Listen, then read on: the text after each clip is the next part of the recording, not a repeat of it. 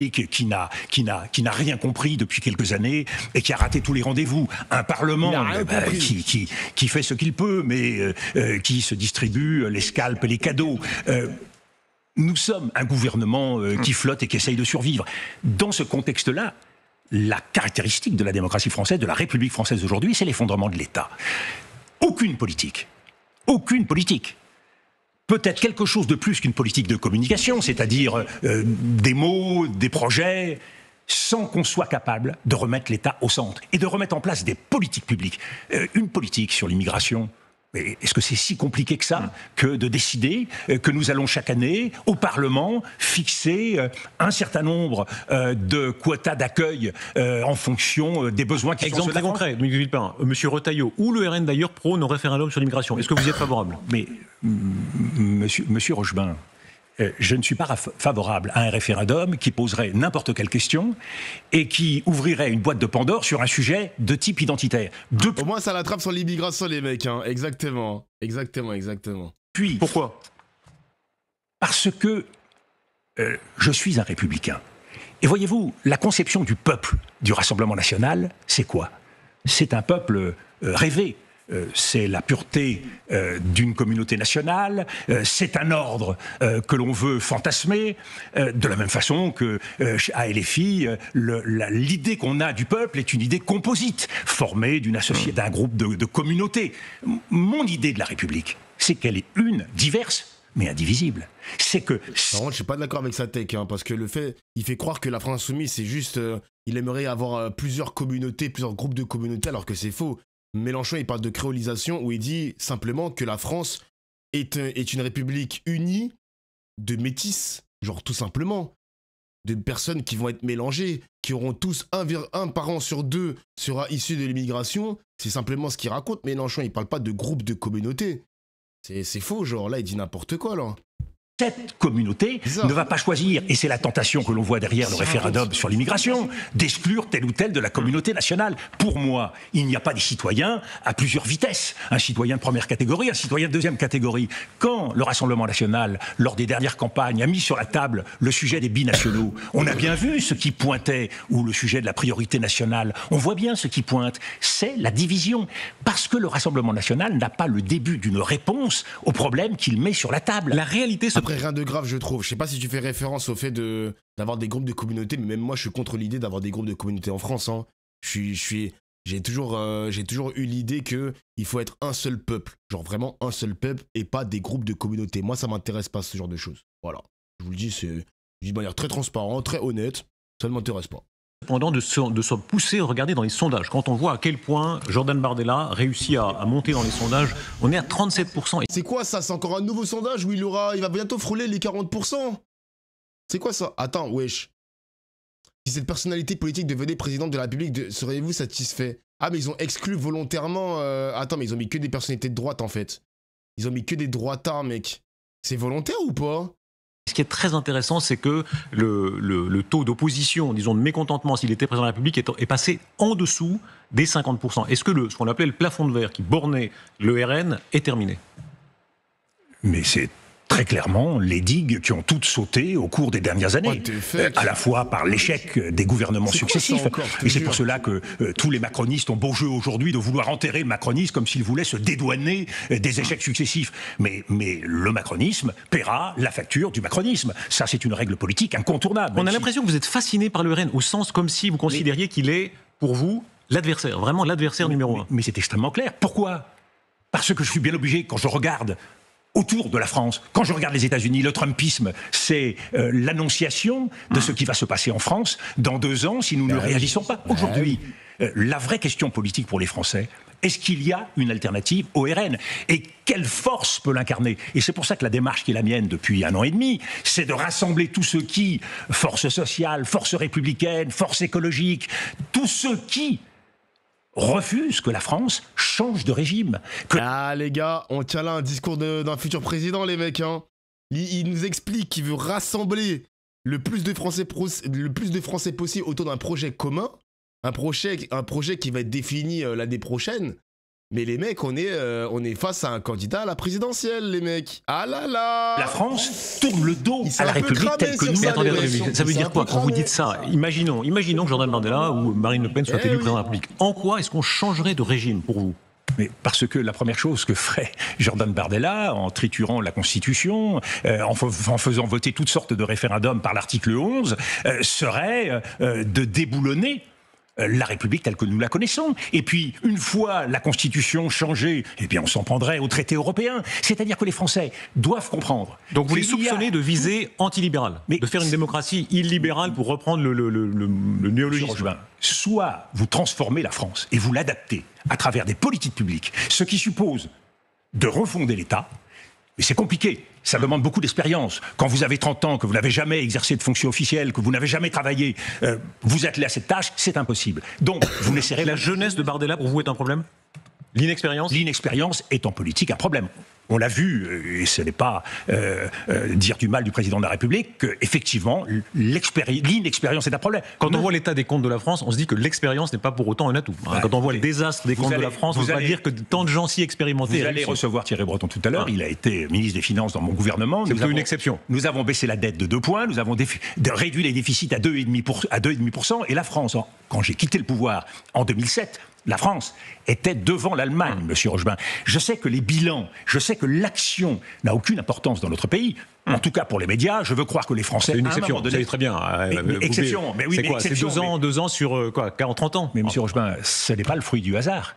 C'est le résultat d'un combat. La bataille de l'emploi, la bataille des déficits, ça a été un combat. C'est l'idée que je me fais de la politique. Et quand vous avez un président de la République qui, pendant 8 ans et bientôt 10 ans, à aucun moment ne tire les leçons de ses erreurs, vous êtes mal parti.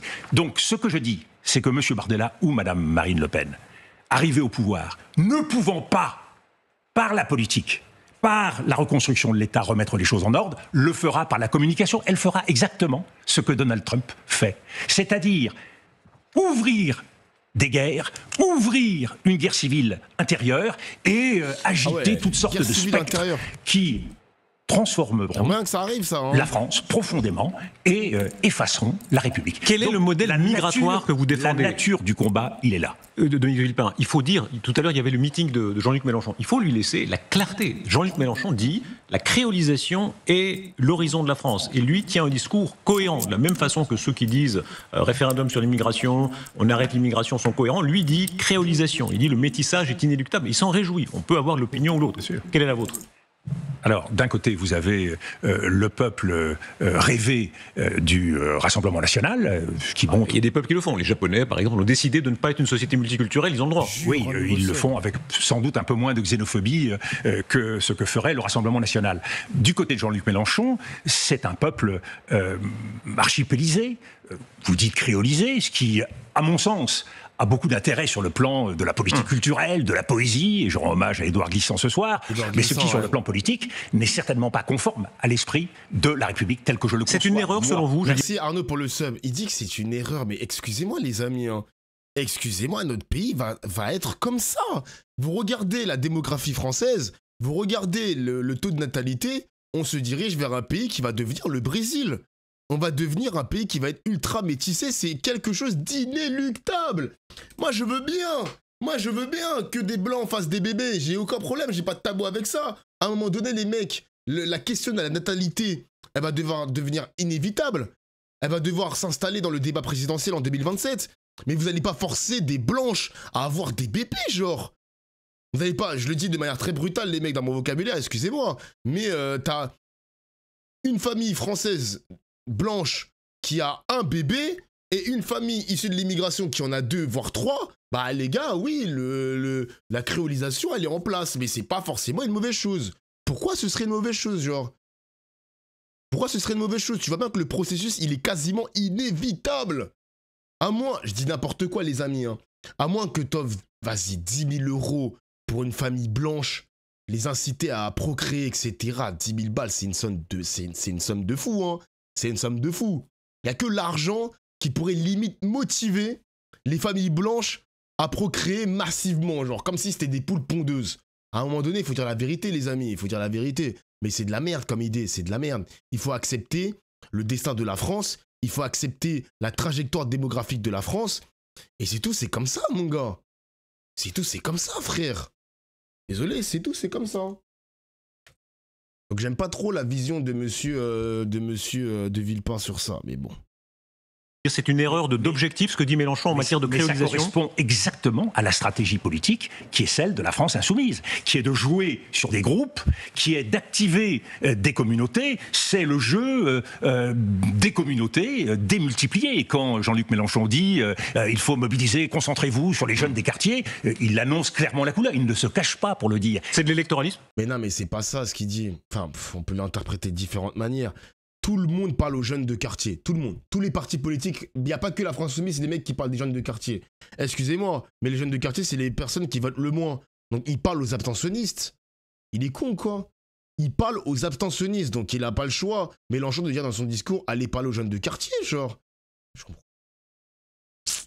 Mais c'est le choix politique des LFI. Et ce choix-là, ce n'est pas le choix que je défends comme gaulliste et comme républicain. Parce que je crois que la France doit assumer son héritage et ne doit pas se renier. La France du Rassemblement national, c'est la France qui regarde vers le passé. La France de Jean-Luc Mélenchon, c'est la France qui ne regarde que le présent. Et moi, je me situe dans l'héritage de notre ami Renan, qui est la nation avec sa vision, avec son projet, et qui nous rassemble tous. Et c'est en ça que la France est un pays unique au monde. Et cet héritage-là, eh bien, je ne veux pas qu'il meure. Monsieur le Premier ministre, là, les récents événements... Tu peux avoir une France créolisée qui gravite autour d'un seul projet, quoi. C'est dur, là. Hein. Franchement, là, Dominique de Villepin, je me suis habitué à mieux. Mais moi, c'est ce que j'ai dit l'année dernière, les amis. Hein.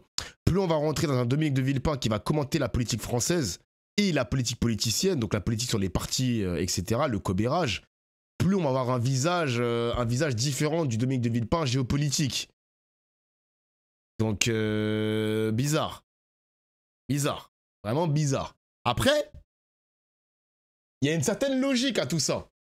Il a envie d'être président, donc il est obligé en quelque sorte de mettre des petites balles à gauche à droite à la France Insoumise pour espérer gratter des voix de la France Insoumise. Il fait pareil avec le RN. Donc les gars, c'est une certaine logique en fait. Il rêve de 2027 comme les autres, exactement. Exactement. Bien sûr, ce qui s'est passé avec l'Algérie, on voit à quel point la France a changé en quelque sorte d'attitude. Il y a eu la ligne Retailleau, puis la ligne Nunez. Je crois comprendre que la ligne Retailleau n'était pas la vôtre. Est-ce que ce que fait Laurent Nunez vous paraît bon ?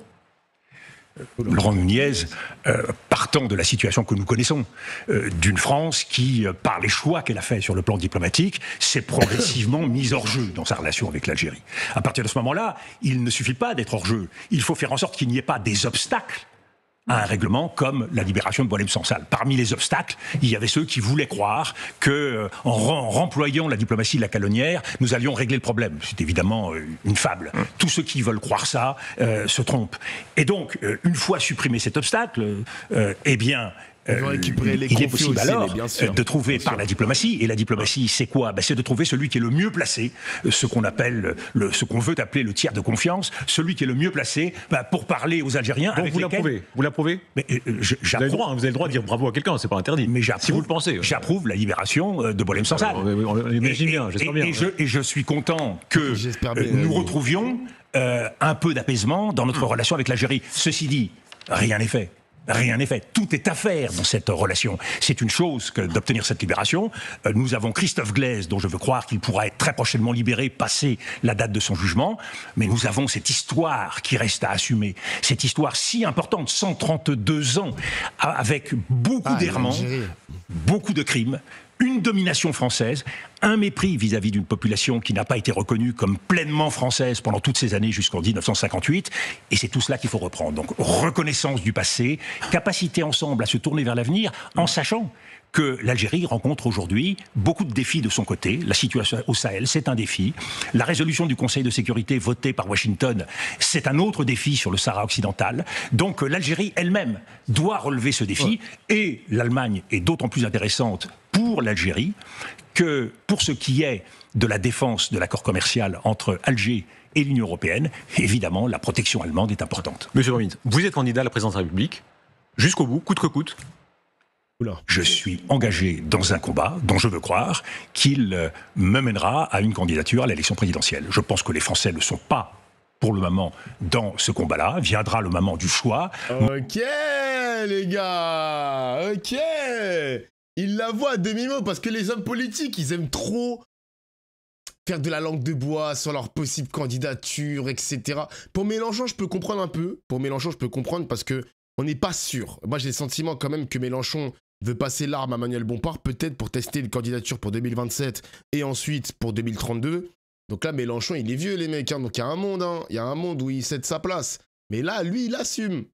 Il assume, il avoue enfin. Mon idée n'est pas de me mettre en avant, moi ou le déluge. Mon idée, c'est de créer les conditions d'un rassemblement de forces. Le moment du choix viendra et je souhaite qu'il soit le plus large possible. Je me rappelle ce moment extraordinaire d'archives où Arlette Chabot demande à Chirac et lui dit « Mais enfin, vous allez renoncer ?» Et puis il dit « Mais vous plaisantez. » Voilà. Est-ce que vous avez ça? C'est-à-dire que même si les sondages 2 mois avant, 3 mois avant disent « Voilà, Villepin n'est pas si haut que ça », est-ce que vous irez jusqu'au bout de la candidature? J'étais aux heures noires auprès de Jacques Chirac. Et nous n'étions pas nombreux, je ne crois même pas que une main, me permettrait de compter ceux qui étaient là. En tout cas, ceux qui étaient là tous les jours et à toutes les heures du jour. Et y croyant.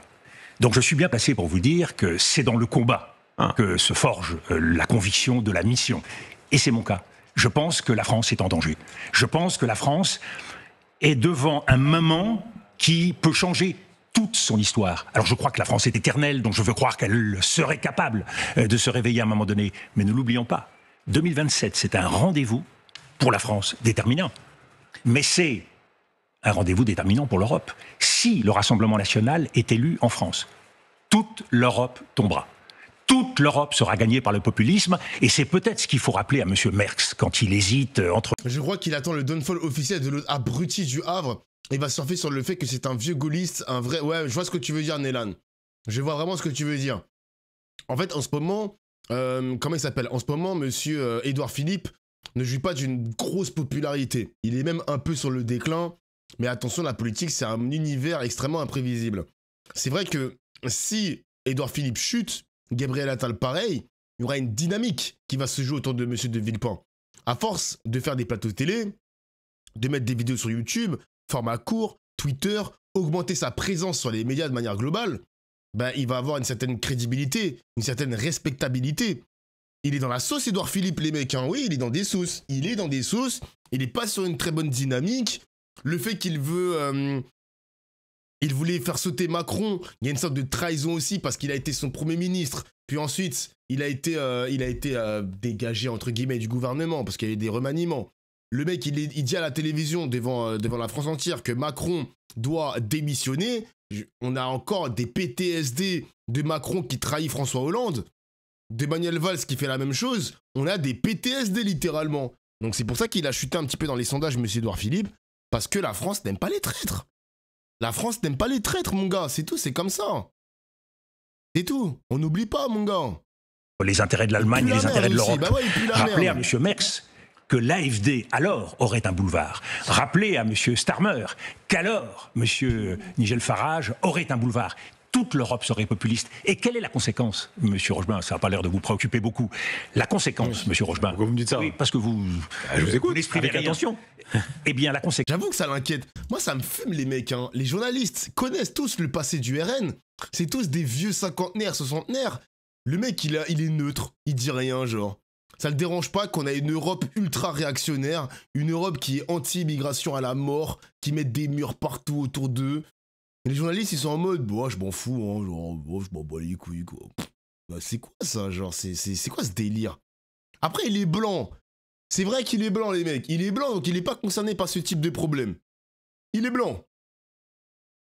Et c'est pas un journaliste qui a des problèmes en mode, il partage des fake news, il a des prises de parole un petit peu bizarres. Darius Rochebin, c'est vraiment le journaliste qui est en mode un peu neutre sur les bords. Un des derniers, en tout cas. Un des derniers bastions. Mais j'ai l'impression qu'il est... Pas les couilles, frère. Il s'en bat les couilles. Il est libanais. Bon, il a une tête de libanais, mais il a vraiment une tête de blanc avant tout, mon gars. Quand c'est que je vous applaudisse? Pourquoi pas? La conséquence. C'est quoi ce raccourci raciste? On est blanc, donc on pense forcément ça. Utilisateur suspect. Alors, de 1, j'ai lu le chat. Déjà, de 1, j'ai lu le chat. De 2, c'est quoi le problème, en fait? C'est quoi le problème? Parce que Dominique... Alors, un mec du chat le dit, je le répète. Dominique de Villepin le dit aussi. Mais toi, ça te dérange pas, tu m'attaques moi en fait. Dominique de Villepin est en train de te dire que la France et l'Union Européenne va devenir ultra réactionnaire. Il explique que le journaliste, ça lui fait ni chaud ni froid. Toi, tu me casses les couilles, moi, genre. Bizarre, gros. T'es bizarre, ma gueule. Monsieur Player Hermès. Il a déjà été ban ou pas sur mon stream, lui? Bizarre, lui. Monsieur Rochebin, c'est quoi? La conséquence, c'est que l'Europe serait alors vassale des empires qui nous entourent, les États-Unis d'un côté et la Russie de l'autre. Je n'imagine pas les Français se lever le matin en consultant sur leur portable le climat qu'il fait à Washington et le climat qu'il fait à Moscou. Nous sommes attachés à l'indépendance de notre pays. Plaisir. Et serais-je le dernier gaulliste, je mènerai cette bataille-là. Est-ce que ça passe par la démographie? Tout à l'heure, on parlait de la réalité démographique de la France. Je relisais De Gaulle. Saint-Cyr, discours à Saint-Cyr, 56, où il dit l'importance de la démographie. C'est l'époque où la natalité française remontait. Miracle fantastique. Et il disait, Dieu sait si la démographie est la clé de tout. Nous sommes chaque jour plus nombreux, c'est une chose qui va changer tout. État d'esprit, esprit d'entreprise, obligation d'agir. 56. Aujourd'hui, c'est une autre France. Général de Gaulle a une fois de plus raison. Pourquoi? Le taux de fécondité en France, c'est 1,62. Et nous sommes au taux le plus bas de l'histoire de notre pays. Ah ouais. Même si nous restons au taux le plus haut des pays européens. Tout ceci altère la confiance que nous avons en nous, la confiance que nous avons en l'avenir. Aujourd'hui, le défi générationnel, le rapport entre les générations, le débat sur les retraites, pourquoi il est si douloureux? Parce que nous voyons bien que nous allons léguer une situation impossible à nos enfants. Quel être responsable peut s'accommoder de cette situation? Donc nous avons aujourd'hui un devoir de responsabilité dans une France qui change, mais dont le modèle républicain ne doit pas changer. Après, désolé les amis, quand il y avait le baby-boom, en vrai ça a participé, les 30 Glorieuses, etc. J'avoue, ça a dû tellement s'envoyer. Le moment où la France a été libérée, les gens, il y avait l'alcool, etc. Il y avait la cigarette, il y avait plein de trucs pour faire la fête. Après la Seconde Guerre mondiale, ça a dû tellement baiser, frère. Donc c'est normal qu'on a eu un pic de natalité. C'est normal, il y avait une vraie raison. Mais là, quand tu vois qu'il n'y a pas de perspective d'avenir très enrichissante, il n'y a pas un bel horizon écologique, il n'y a rien, il n'y a pas une trajectoire intéressante. Oui, les gens, ils font moins d'enfants. Tu peux être égoïste là-dessus. Mais après, c'est normal, tu ne jouis d'une, comment dire, du fait que tu sois en vie, que tu as envie de jouir de ta liberté de vivre aussi, mon gars. C'est normal. Normal. Il y a l'inflation, il y a la guerre, il y a la crise du logement, etc. Mais bien sûr. Bien sûr. En fait, les présidents actuels, même Hollande, les présidents qu'on a eus, ne nous donnent pas envie de baiser, frère. Enfin, en tout cas, d'avoir des enfants. Tout est empoisonné, exactement. Ils nous donnent pas envie de procréer, mon gars. Il n'y a rien, frère. Il n'y a personne qui nous motive. Plus de logements, plus d'accession au logement, propriétaire, le salaire qui augmente, l'écologie, pas de guerre, non-alignement. Il n'y a personne pour prôner un discours incroyable qui va nous forcer, qui va nous donner envie de baiser, quoi, frère. Il n'y a rien, ma gueule. Il n'y a rien. C'est vide, mec. Le seul truc qu'on veut baiser, c'est le RN, exactement. C'est le seul truc qu'on veut baiser. Ou peut-être qu'il nous baise déjà. Ça, c'est vrai. Peut-être qu'il nous baise déjà, en fait. Donc c'est pour ça qu'on procréait pas. On en a marre de là. C'est quoi cette vidéo? Et pour qui? On en a marre, les papiers.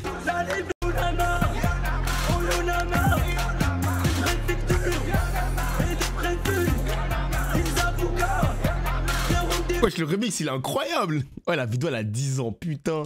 La vidéo, elle a 10 ans, ZB. Changer.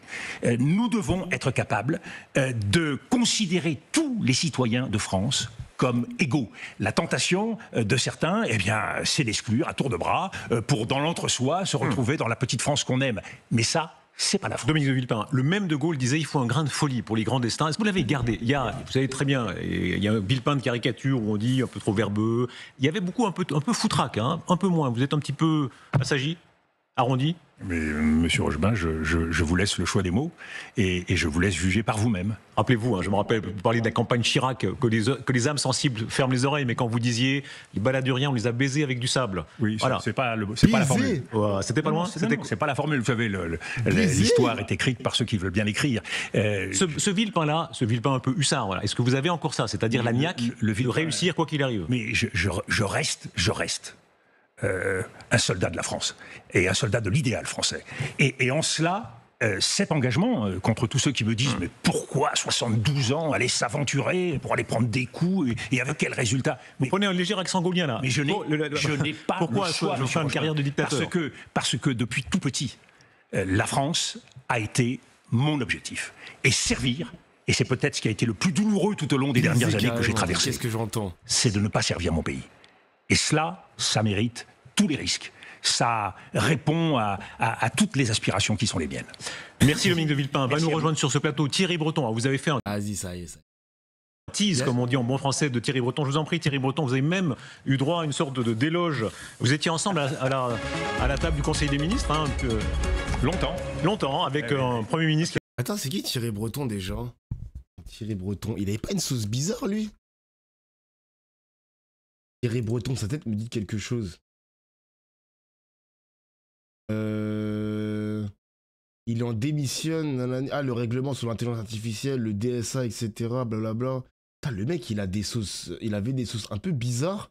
Il a quand même une émission à son nom, quand même. Hein. Il a une émission à son nom. Je trouve très bizarre le personnage. Hein. Je le trouve vraiment très, très, très bizarre.